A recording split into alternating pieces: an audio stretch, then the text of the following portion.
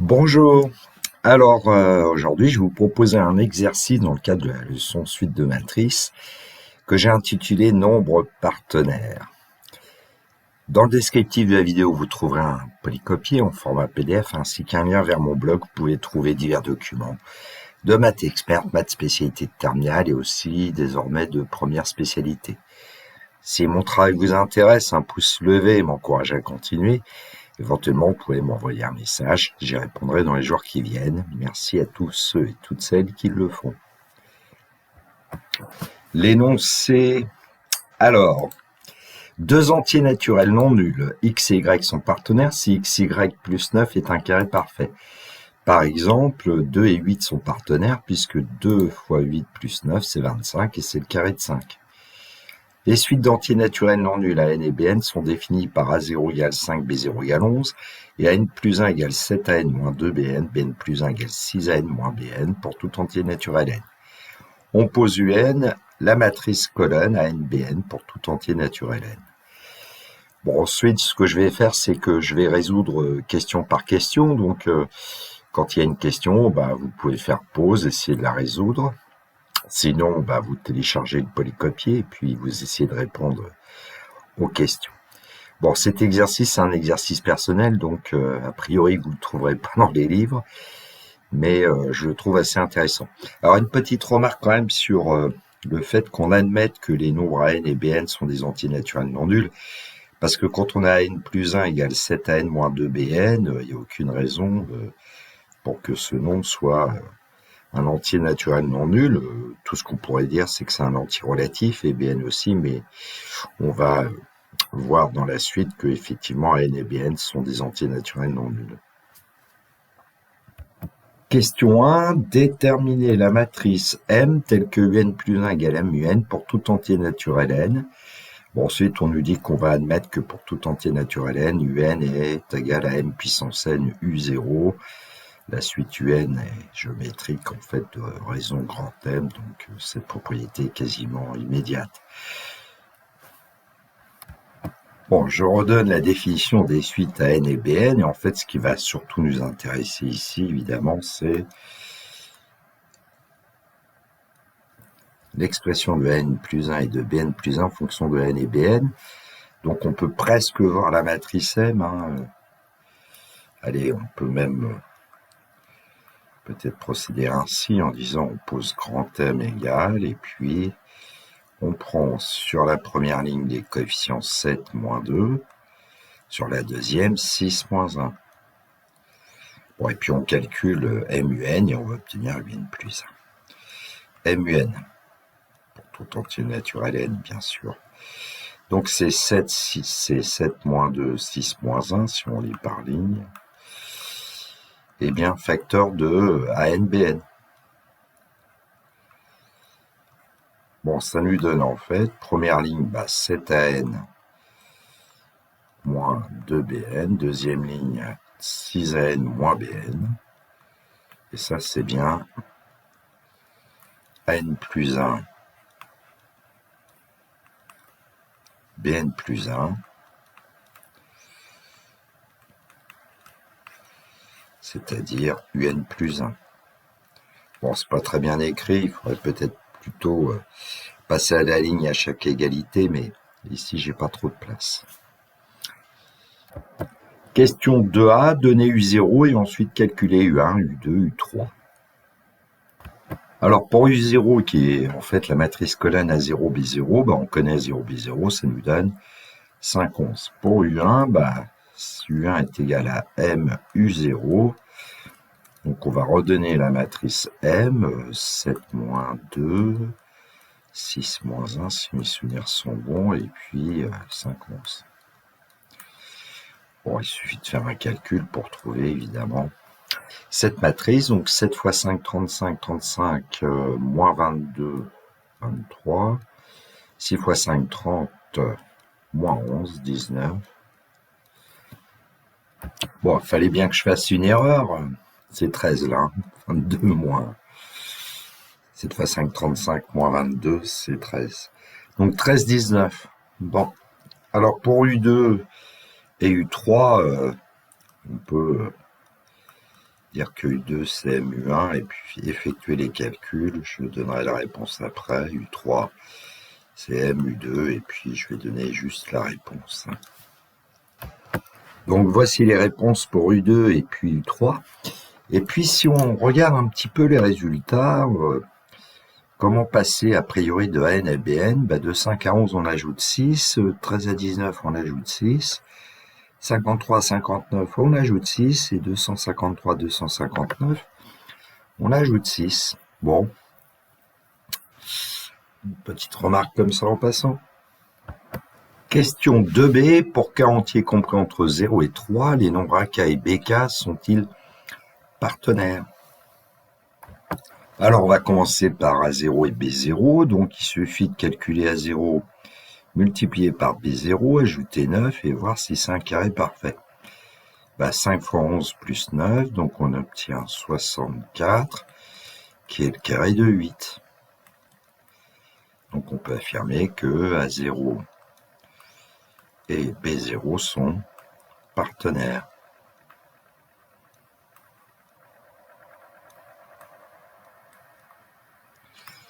Alors, 1 est égal à 13, si mes souvenirs sont bons, et B1 égale 19. Bon, alors 1 multiplié par B1 plus 9, c'est 13 multiplié par 19 plus 9.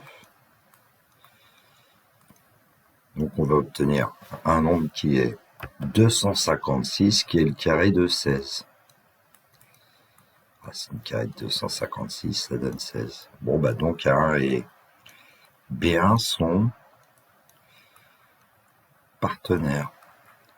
Bon, maintenant qu'on a vu comment on faisait sur deux exemples, je vous laisse le soin de vérifier que A2 et B2 seront partenaires,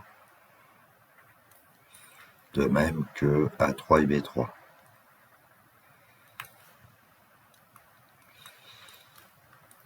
Évidemment, la conjecture qu'on pourrait faire, c'est de se dire, ou la question, est-ce que pour tout entier naturel n, AN et BN sont-ils partenaires? Cette question un peu plus loin, certainement. Troisième question, pose P la matrice carré d'ordre 2, première ligne 1, 1, deuxième ligne 1, 3, et puis la matrice Q, c'est 1 demi, 2, 3, moins 1, moins 1. Et puis grand I, on précise que c'est la matrice carré d'identité d'ordre 2. Alors la question A, c'est de calculer le produit de Q et de P, puis que peut-on dire de ces matrices P et Q? Alors QP, c'est juste un calcul, 1 demi de 3 moins 1, moins 1, 1, facteur de 1, 1, 3. Donc QP, on va pouvoir dire que c'est 1 demi de... Bon, alors le calcul... La première ligne par la première colonne de la deuxième matrice, 3 moins 1 par 1, 1, avec une sorte de produit scalaire, 3 fois 1, 3, moins 1, 2. Ensuite, on peut calculer le coefficient qui est juste en dessous, moins 1 par 1, 1, ça fait 0. Ensuite, 3 moins 1 par 1, 3, donc on obtient 0. Et puis, moins 1 par 1, 3, moins 1, plus 3, ça fait 2. Ce qui fait qu'on peut tout de suite dire que c'est la matrice en fait 1, 0, 0, 1, c'est-à-dire la matrice I. QP est égal à grand I, donc on va pouvoir dire que les matrices P et Q sont inverses l'une de l'autre. Alors on peut dire par exemple que Q c'est la matrice inverse de P. La question 3b, calculer la matrice D qui est égale à QMP. Que peut-on dire de la matrice D? Et puis ensuite justifier que M c'est P fois D fois Q. Donc on a trois choses à faire. Première chose, c'est de calculer donc D, QMP. Et donc cette matrice D, c'est en fait, on va donner les expressions matricielles. Donc à l'écran, évidemment, j'ai remplacé les trois matrices QMP. Et puis, pour effectuer le calcul, on va commencer par exemple, calculer le produit des deux dernières matrices. Alors 7 moins 2, 5. 6 moins 1, 5. 7 moins 6, 1. Et puis 6 moins 3, 3. Donc grand D égale 1 demi, 2. Alors on va calculer maintenant le produit des deux matrices. 3 fois 5, 15, moins 5, 10. Moins 5 plus 5, 0. 3 fois 1, moins 0. Et puis le dernier coefficient, moins 1 fois 1, moins 1, plus 3, donc 2. Ce qui voudrait dire que grand D, ça serait 5, 0, 0, 1. Bon, du coup, on peut dire que grand D est une matrice diagonale.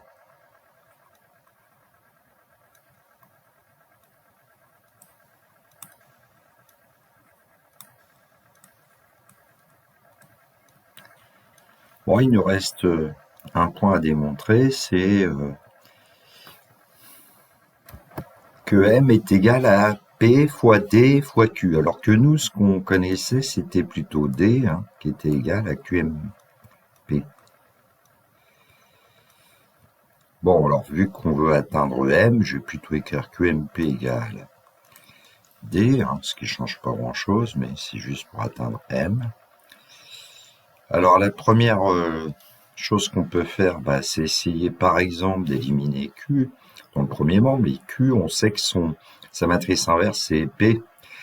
Donc P multiplié par QMP est égal à P multiplié par D. Alors attention, si on multiplie à gauche dans le premier membre, il faut absolument multiplier à gauche dans le deuxième. Et puis la matrice PQ, c'est l'identité. Donc en fait, MP égale P fois D.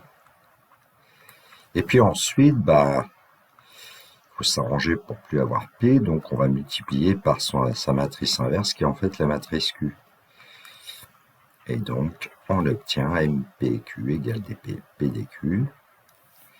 Bon, et puis, la matrice PQ, c'est la matrice identité, donc on obtient grand M égale PDQ. C'est peut-être bien de le dire à un moment donné, à nouveau, que PQ, c'est grand I. Donc, on a bien démontré que la matrice M, c'était P fois D fois Q.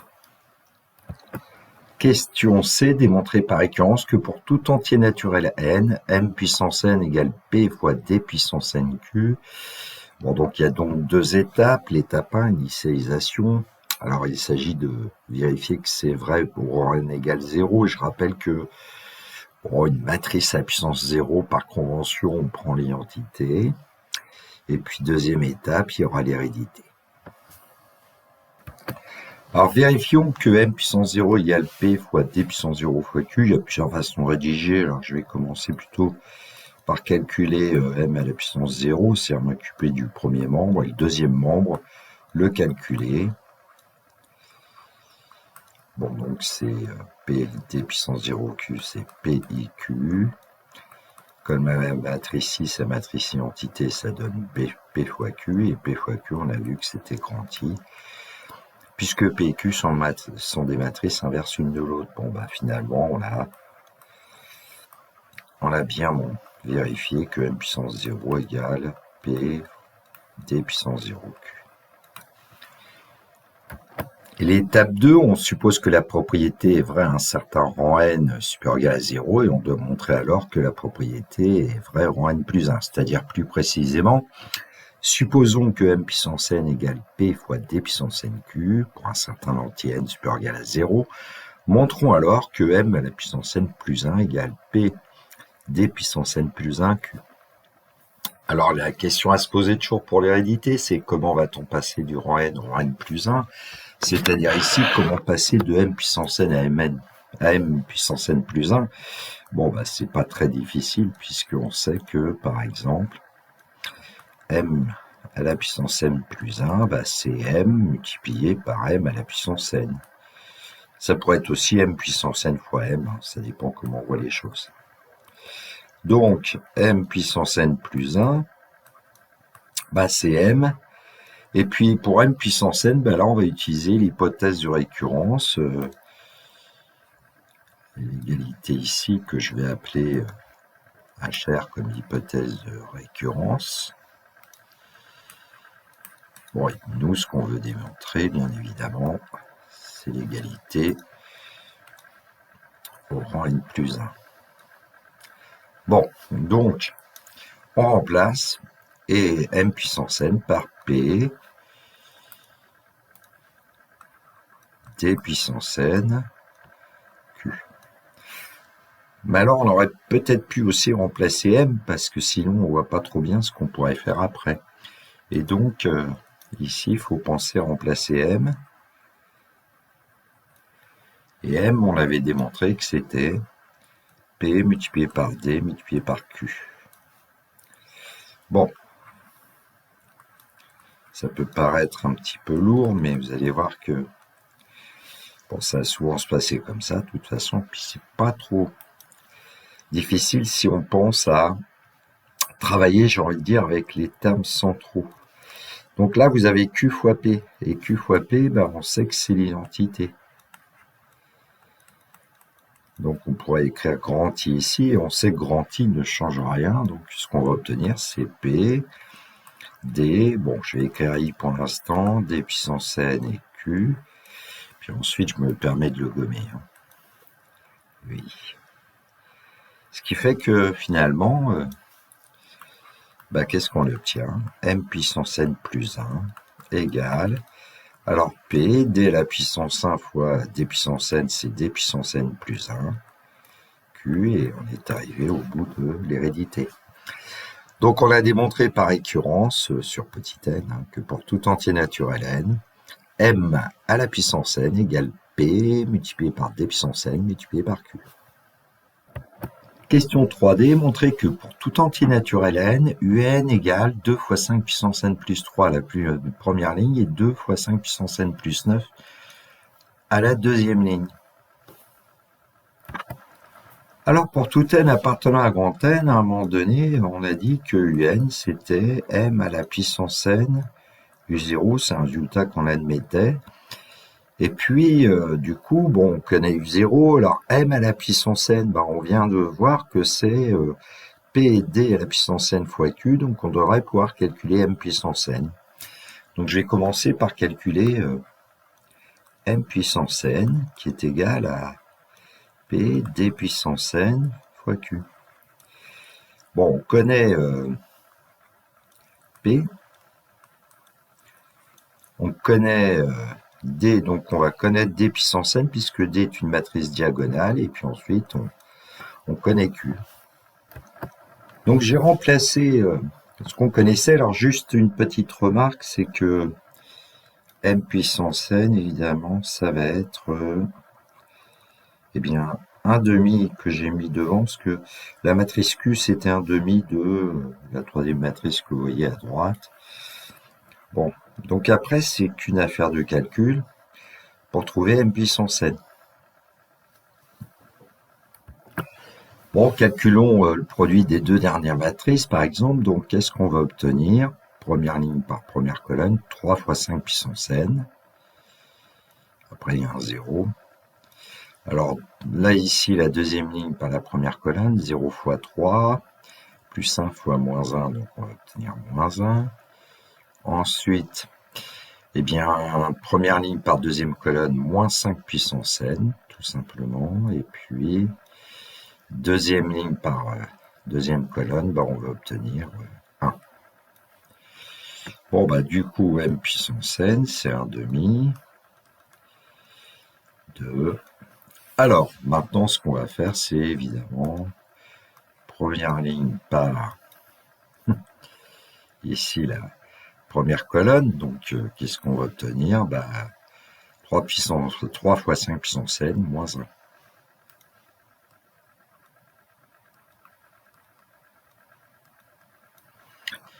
Bon, ensuite, deuxième ligne par la première colonne.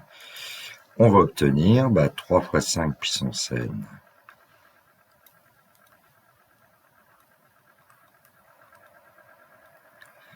moins 3.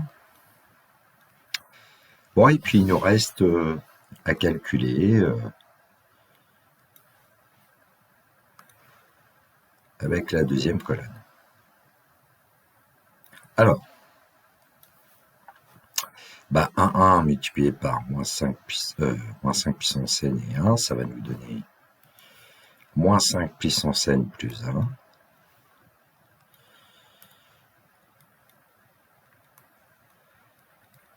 Et puis la deuxième ligne multipliée par la deuxième colonne, qu'est-ce qu'on va obtenir?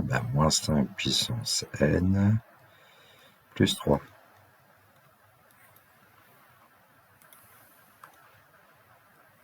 Bon. Alors pour obtenir un, maintenant, il s'agit de multiplier cette matrice m puissance n par u0, et u0 c'est 5, 11. Bon, alors, comme j'ai plus beaucoup de place, je vais le faire maintenant comme ça. Donc, toujours le même principe en définitive. Pour effectuer un calcul ici, on va multiplier la première ligne par la colonne qu'on a ici, 5, 11. Bon. Alors, les puissances n. Eh bien, les 5 puissance n, pardon. Là, il y en a 3, multiplié par 5, ça nous en fait 15, mais ici, avec moins 5 puissance n fois 11, ça nous en fera moins 11, donc il y en aura 4. 4 fois 5 puissance n. Bon, je vais un peu vite pour le calcul, vous pouvez le faire plus lentement peut-être. Et puis pour les termes constants, on a moins 1 multiplié par 5, moins 5, plus 11. Donc plus 6. Et puis pour la deuxième ligne, multiplié par la colonne 5, 11. Alors en 5 puissance n, on avait 3 fois 5, 15, moins 11, ça en fait 4. 4 fois 5 puissance n. Et puis pour le terme constant, j'ai mis un plus, mais on sait pas ce sera un moins. Alors moins 3 multiplié par 5, moins 15. Moins 15 plus 33, ça fait 18. Bon, on peut simplifier par 2, du coup un, en demi, ça va nous donner 2 fois 5 puissance n plus 3. Et en dessous, 2 fois 5 puissance n plus 9. Tiens, on voit à nouveau que pour passer de AN à BN, on ajoute 6. Question 4a, les nombres n et bn sont-ils partenaires pour tout entier naturel n? Alors il faut quand même dire quelque chose, c'est que pour tout n appartenant à grand N, vous connaissez n et bn, donc on avait un. Un, c'est à la fois an et bn, et puis un, on a vu que c'était 2 fois 5 puissance n plus 3, 2 fois 5 puissance n plus 9. Bon, donc on a n et bn, bien sûr. An, c'est 2 fois 5 puissance n plus 3. Et puis bn, c'est 2 fois 5 puissance n plus 9. Bon, alors pour voir si an et bn sont partenaires, il faut les multiplier, ajouter 9 et voir si c'est un carré parfait. Alors ici, ce que je vais faire, j'utilise une petite astuce quand même, c'est de remarquer que bn, c'est an plus 6, parce que ça va éviter de faire trop de calculs. Bon, alors an multiplié par bn plus 9. Eh bien, c'est an multiplié par an plus 6 plus 9. Et donc, en développant, c'est an au carré plus 6an plus 9. Et ça, on sait que c'est le carré de an plus 3. Une entité remarquable. Alors, si on n'avait pas fait cette remarque, si on avait travaillé avec les 2 fois 5 puissance n, là, qu'on voit apparaître dans an et bn, bon, les calculs auraient été un petit peu plus, peut-être un petit peu plus délicats pour voir le carré parfait, mais bon. an et bn sont bien partenaires pour tout n appartenant à grand N. Donc, ce qui fait que si on prend un nombre à n, qu'on lui ajoute 6, on obtient un nombre Bn, bah n et Bn sont forcément partenaires. Donc l'exemple que j'avais donné au début, c'était 2 et 8 sont partenaires. Bon, évidemment, 8 moins 2, ça fait 6. Donc on aurait aussi 1 et 7 qui seraient partenaires. 3 et 9, 4 et 10, etc. Donc en fait, tout entier naturel n possède au moins un partenaire. Il suffit de lui ajouter 6. Trouver deux nombres partenaires supérieurs à 10 puissance 6, c'est la question B. Alors évidemment, maintenant, on a une méthode, mais bon, on va prendre deux nombres partenaires, évidemment, avec l'un qui va être un certain AK et l'autre un certain BK. Bon, alors, nous, on a vu que AN, c'est 5, c'est 2 fois 5 puissance n plus 3, et puis BN, c'est n plus 6. Donc si on veut un n et un bn, comme bn est plus grand que an, bon il suffit que an soit plus grand que 10 puissance 6. Alors est-ce qu'on prend supérieur, supérieur égal ou strict? Bon, peu importe. Allez, on va prendre strict par exemple, ça n'a pas changé grand-chose. Ça veut dire que 2 fois 5 puissance n plus 3 doit être plus grand que 10 puissance 6.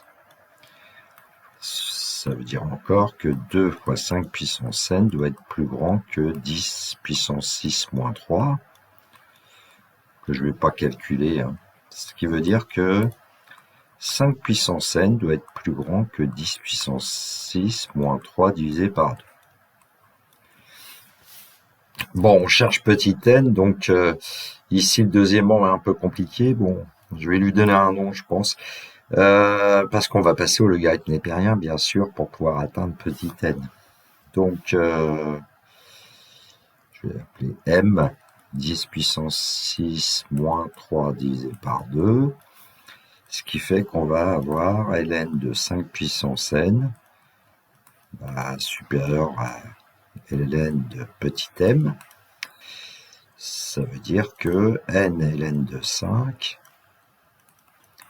est plus grand que ln de ce nombre petit m qu'on connaît. Donc n va falloir qu'il soit plus grand que ln de m divisé par ln de 5.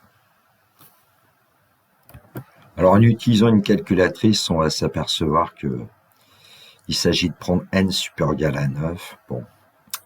Et donc, si on prend à 9, on va trouver forcément ensuite B9. Bon, alors à 9, en fait, c'est donc 2 fois 5 puissance 9 plus 3. Et donc à 9, ça va être, et puis B9, c'est 2 fois 5 puissance 9 plus 9. Bon, je vais vous mettre les résultats.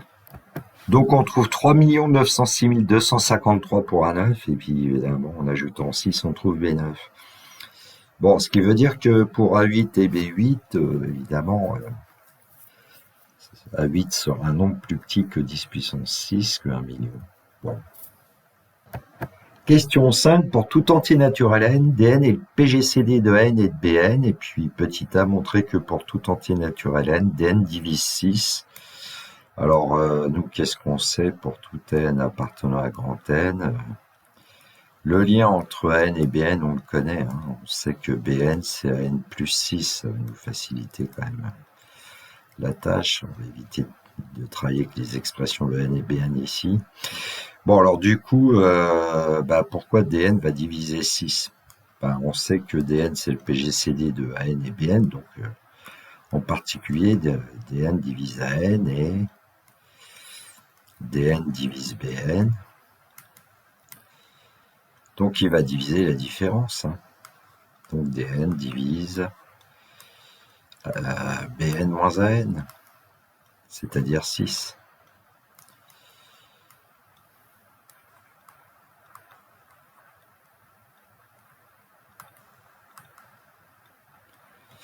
Ce qui veut dire que Dn, ben, c'est un des diviseurs positifs de 6, et 6, il a 3 diviseurs positifs, 4, 1, 2, 3, 6. Bon.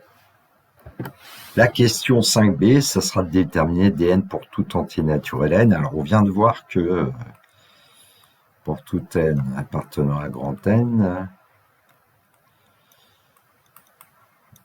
Dn divise 6.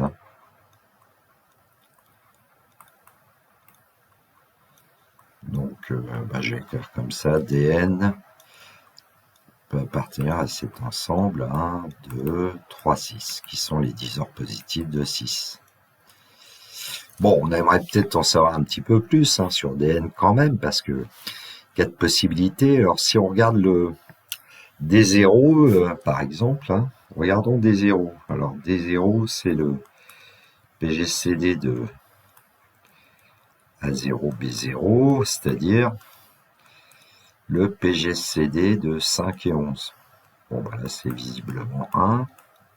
5 et 11 sont deux nombres premiers. Bon, ils ne sont pas égaux.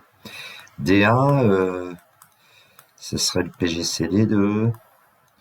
Alors, je crois que c'est 13 et 19, donc bon, c'est encore 1. D2, bon, PGCD de... je m'en souviens plus. 53, 59 certainement, et donc c'est encore 1, puisque plus c'est deux nombres premiers. Bon, quand même, la tendance serait, on pourrait penser que, conjecturer que Dn c'est quand même 1, alors pourquoi ça ne peut pas être les autres? Pas de question. Alors, on n'a pas d'autre ressource que de revenir à ce qu'on connaît sur N et Bn. Alors, moi, j'ai plutôt travaillé avec N parce que, bon, faire un choix. Alors, est-ce que on peut avoir toutes ces valeurs possibles de Dn? Quand on regarde à N, en fait, à N, eh bien, c'est... est-ce que c'est un nombre qui peut être pair? Eh bien non, parce que c'est 2 fois 5 puissance n, alors 2 fois 5 puissance n, évidemment, c'est un nombre pair, et on lui ajoute un nombre impair 3. Bon, là, déjà, ce qu'on va pouvoir remarquer, c'est que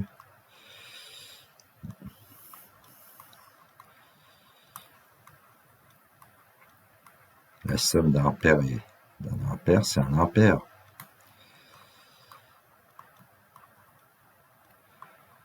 Ça veut dire que déjà n n'est pas multiple de 2, donc pas de 6 non plus. Enfin bref, dn ne peut pas être égal à 2 ou 6.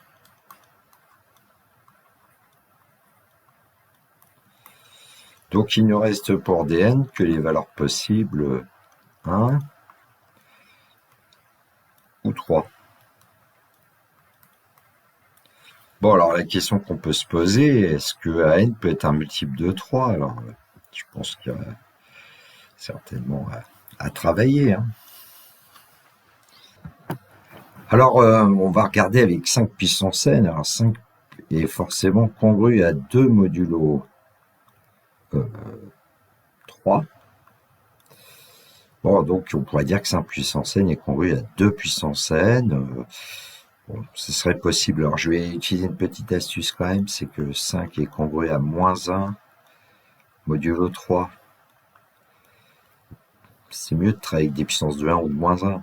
Donc, 5 puissance n est congru à moins 1 puissance n modulo 3.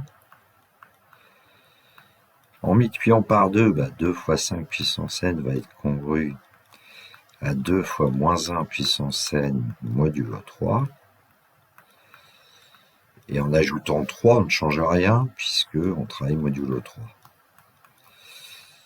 Donc, ce qui veut dire que voilà, on obtient AN qui est toujours congru à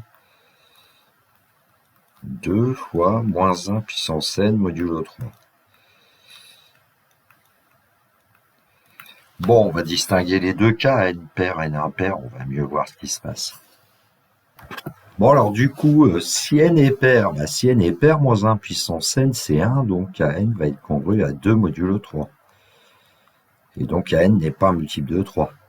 Et si n est impair, bien, on va pouvoir dire que AN est congru à moins 2 modulo 3, c'est-à-dire en fait à 1 modulo 3. Et encore une fois, AN n'est pas multiple de 3. Donc en fait, on va pouvoir dire que quel que soit n appartenant à la grande N, AN n'est pas multiple de 3. Donc Dn, ça ne peut pas être 3.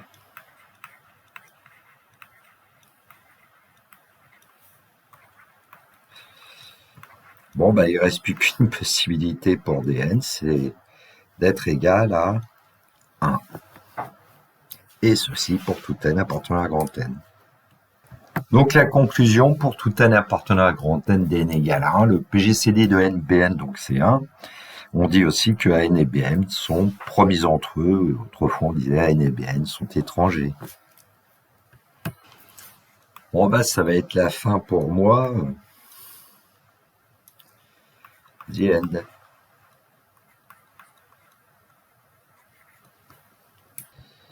Voilà, cette vidéo est terminée. Il me reste à vous souhaiter une très belle journée. Surtout, prenez bien soin de vous. Que la force soit avec tous ceux qui étudient. Au revoir.